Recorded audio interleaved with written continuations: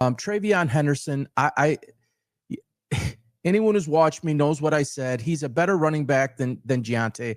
I wanted the Raiders to not take Giante, however you want to say it, at 6. It was Mason Graham. He wasn't available at 6, but you do not take a running back at 6 unless you know he's Barry Sanders, who was 3. And sorry, Ashton, you're not Barry Sanders. You're just not. And a rebuilding franchise, you don't take a high-value pick like that on a running back. You just don't. I mean, you could see it week in and week out that there's problems there. And I'm not saying that Geno Smith was not the right guy. And by the way, everybody chill out on Geno Smith.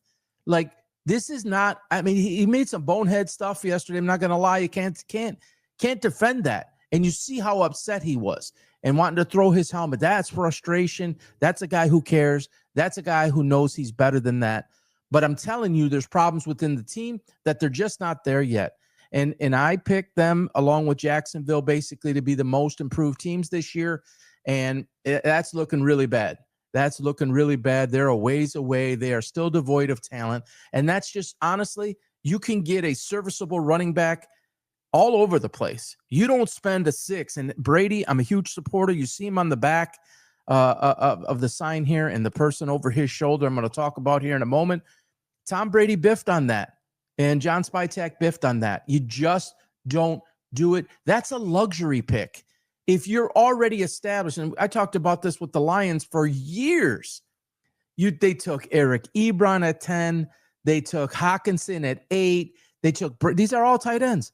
Brandon Pettigrew at 20. I mean, the list is endless of players that they took in the first round and in early in the first round, as if they were, the New England Patriots that are a player or two away from winning the Super Bowl.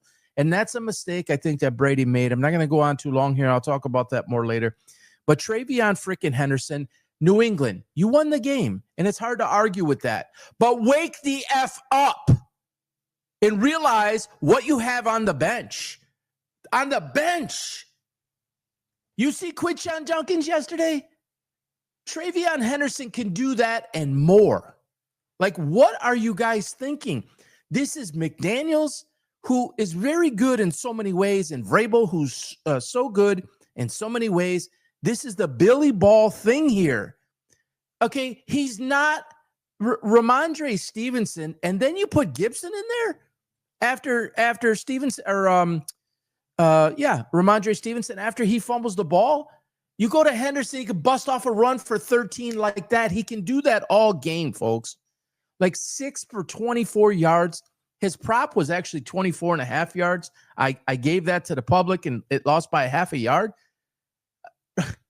TreVeyon Henderson, if he carried the tote 15 to 20 times, he'd be at 70 to 90 yards a game. Like 5 yards a carry minimum. Like, what are you doing? He can protect. He can run patterns. He's cerebral. He's strong. He's fast. He has amazing hands. Mike Vrabel, wake up. Josh McDaniels, you're in your own way. Wake up. Yes, you're off to a good start on the season. You beat the Buffalo Bills yesterday in Buffalo. Very good. Awesome. Great job. Phenomenal. So why would you stop yourself from being better than that? Like, go to the next step. Go to the next level. He's ready. Big-time college football he played. This moment's not too big for him.